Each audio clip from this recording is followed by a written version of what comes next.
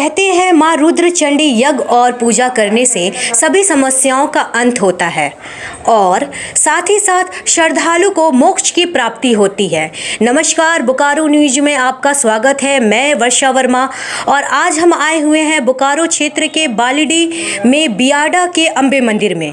यहाँ पर 9 दिवसीय रुद्र चंडी यज्ञ का आयोजन किया गया है। आज यज्ञ का 8वां दिन है, साथ ही साथ गुप्त नवरात्रि भी चल रही है।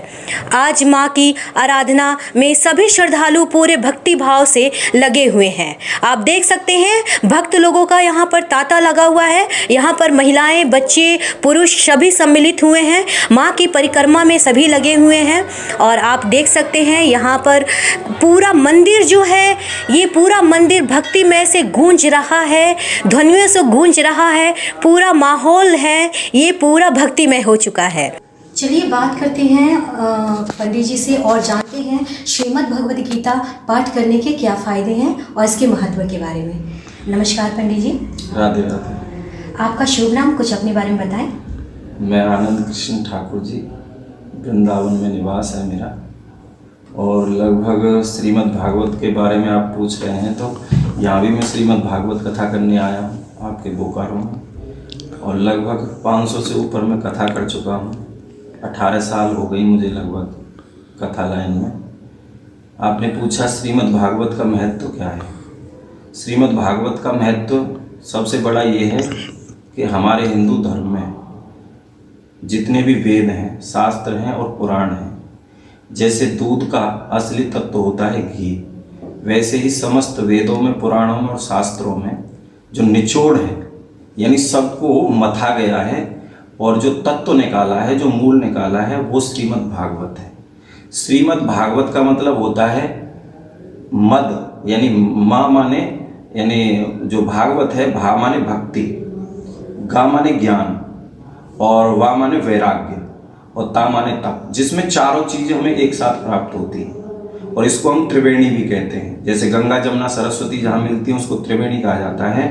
भागवत में भक्ति भी है, ज्ञान भी है और भक्ति ज्ञान और वैराग्य, ये तीनों चीज़ें एक साथ हमें मिलती हैं, इसको त्रिवेणी कहा जाता है। श्रीमद् भगवद गीता पाठ करने के फायदे क्या हैं? पाठ करने के फायदे तो बहुत हैं, कितने के नाम, लेकिन कथा को सुनने का फ़ायदा आप पूछेंगे तो ज़्यादा अच्छा रहेगा, क्योंकि अधिकतर लोग सुनने ही आते हैं। और कुछ लोग प्रश्न करते भी हैं कि भागवत से क्या मिलता है, मतलब मिलता क्या है भागवत को श्रवण करने से। वैसे तो मैं बता चुका हूँ तीनों चीज़ें मिलती हैं, भक्ति, ज्ञान, वैराग्य, लेकिन इसका जो मुख्य उद्देश्य है, जैसे आपने पूछा कि युवा पीढ़ी के लिए, भाई युवा पीढ़ी के लिए क्या संदेश जाता है। युवा पीढ़ी हमारी आजकल इधर उधर भटक रही है, क्योंकि जब से ये इंटरनेट और मोबाइल हाथ में आए हैं तब से हम अच्छी चीज़ें सुनना नहीं चाहते, गलत चीज़ें हम देखना चाहते हैं, गलत चीज़ें ही सुनना चाहते हैं। बस मैं युवाओं से यही कहूँगा, एक बार भागवत कथा सुने, सबको भूल जाएंगे। उसका कारण ये है, और उनको लाना भी चाहिए, युवाओं को कथाओं में इसलिए भी आना चाहिए कि युवाओं का मन जो है ना आजकल अस्थिर हो चुका है, बिल्कुल वो स्थिर नहीं है। और भागवत कथा को श्रवण करने से उसमें स्थिरता आती है।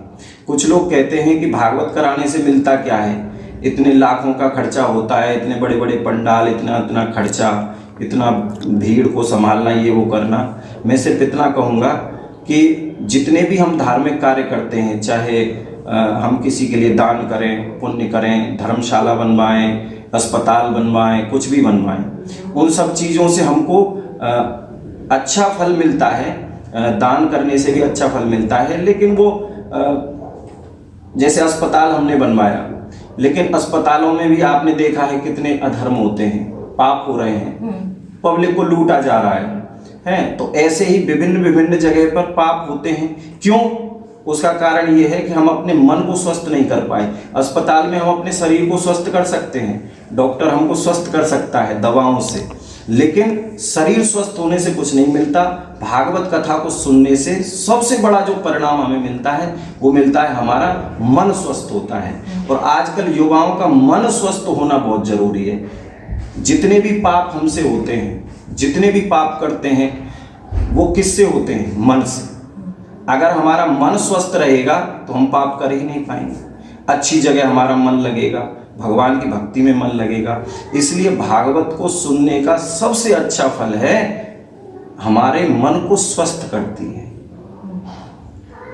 श्रीमद् भगवद गीता पाठ करने के समय में किन बातों का विशेष ध्यान रखना चाहिए? बहुत बातों का है, क्या क्या बताऊँ आपको। श्रीमद् भागवत कथा को सुनने के लिए सबसे पहले तो हमारे ध्यान का होना बहुत ज़रूरी है। जब भी हम कथा सुनने के लिए बैठें तो हमारा ध्यान जो है वो वक्ता की वाणी पे होना चाहिए। उसके बाद हमारे कान आते हैं, जैसे ध्यान वक्ता की वाणी पे होने चाहिए वैसे ही कान भी हमारे वक्ता की वाणी पे होने चाहिए। उसके बाद आता है सुंदर स्थान का होना, अच्छा स्थान हो जहाँ शोर शराबा ना होता हो और कथा सुनने में शांति रहे और मन लगे। उसके बाद ज्ञान का होना, कथा के ज्ञान का होना भी बहुत ज़रूरी है। कथा क्यों सुनी जाए भाई, आकर बैठ तो गए लेकिन बैठने से कुछ नहीं होता है। अब इधर उधर की बातों में हम लगे हैं तो हमें इतना ही ज्ञान नहीं है कि हम क्या सुनने आए हैं। तो ज्ञान का होना भी बहुत जरूरी है और बीच बीच में भागवत का गान भी होना जरूरी है, संकीर्तन होता रहे, मन तभी भगवान में लगता है। जो संकीर्तन होता है, भगवान का नाम होता है, उसको भगवान से भी बड़ा बताया है और भगवान का नाम लेने से ही हमारी भक्ति जागृत होती है। तो बीच बीच में बहुत सारे फायदे हैं। रुद्रचंडी यज्ञ के महत्व क्या है? रुद्रचंडी देखो, यज्ञ तो मैं करता नहीं हूँ, मैं आपको बताऊँ सच बात तो ये है क्योंकि वो जो कर्म जो ब्राह्मणों का होता है, जो कर्मकांडी ब्राह्मण होते हैं वो अक्सर यज्ञ कराते हैं। मेरा काम सिर्फ भागवत करना है। जी पंडित जी ये बताइए कि अभी सभी बच्चे लोग जो हैं, यूथ हैं, अभी भी श्रीमद् भगवद गीता का पाठ नहीं करते हैं, ना ही जानते हैं कि इसकी महत्व क्या है, तो उन सभी यूथ को आप क्या संदेश देना चाहते हैं? मैं सिर्फ यही संदेश देना चाहूँगा कि एक बार मेरी कथा में आए और मैं ये दावा करता हूँ और गारंटी लेता हूँ, एक बार अगर आ गए, सिर्फ एक दिन आना है उनको, वो दोबारा आएंगे ही आएंगे। और क्योंकि जब तक हम सुनेंगे नहीं ना किसी चीज को बैठ के, तब तक हमें उसके महत्व का पता ही नहीं चलेगा। अभी मैं आपको कितना भी बताऊं, कितना भी समझाऊं, लेकिन यहाँ समझाने से कुछ नहीं होगा। वहाँ एक भगवान की गद्दी है, उस पर हम लोग बैठे, हमको कृपा मिली है भगवान की। वहाँ से जो हम बोलते हैं वो भगवान हमसे बुलवाते हैं, हम खुद नहीं बोल सकते। तो वहाँ आएंगे जब वो सुनेंगे, क्योंकि जब तक हमारे कानों में कोई चीज नहीं जाएगी तो अंतर हृदय में कैसे उतरेगी। उनको एक बार आना पड़ेगा। एक बार यदि आ गए तो फिर वो भागवत कथा शुरू कर देंगे सुनना। श्रीमद् भागवत गीता में पाठ में एक अध्याय में मैंने पढ़ा हुआ था कि संजय उवाच धर्म क्षेत्र कुरुक्षेत्र संवेद युत्स्व माम का पांडवश्चय किम कुर्वन्त संजय। इसका अर्थ आप थोड़ा बताइए। ये भागवत में, ये भागवत का नहीं है। अच्छा, ये गीता का है। गीता विषय अलग हो गया। अच्छा जी, ये गीता का है, मैं भागवत की बात कर रहा हूँ। अच्छा अच्छा, हाँ, गीता को तो समझना सबके बस की नहीं है जी, और यूथ के समझना तो बिल्कुल बस की नहीं है। भागवत गीता आत्मज्ञान का विषय है और आजकल कोई आत्मज्ञान नहीं चाहता। भागवत एक ऐसा पुराण है, पुराण कह लो, तिलक है कि भागवत कथा में जो आ गया उसको जो आजकल की व्यवस्था है उस सब के बारे में ज्ञान होता है। इसलिए विषय ये होना चाहिए कि भाई आजकल जो समय चल रहा है, क्योंकि ये कलयुग चल रहा है और कलयुग बहुत बड़ा भी है, बहुत अच्छा भी है। अच्छा भी है, ऐसा नहीं कि कलयुग बुराई है। कलयुग केवल नाम आधारा, कलयुग में केवल नाम से ही जीव का कल्याण बताया है तुलसीदास जी ने। कलयुग योग न यज्ञ न ज्ञाना, एक आधार राम गुण गाना। कलयुग में तो केवल एक ही चीज है, न तो यज्ञ की आवश्यकता बताई है। करते हैं, अच्छी बात है, यज्ञ करना बहुत अच्छा है, लेकिन न योग की जरूरत है, न यज्ञ की जरूरत है, न ज्ञान की जरूरत है। कलयुग में केवल भगवान के नाम की जरूरत है और भागवत में यही तो मिलता है। आज हमें श्रीमद् भगवद गीता का महत्व और इनके फायदे के बारे में पता चला। वर्षा वर्मा, बोकारो न्यूज़ से धन्यवाद।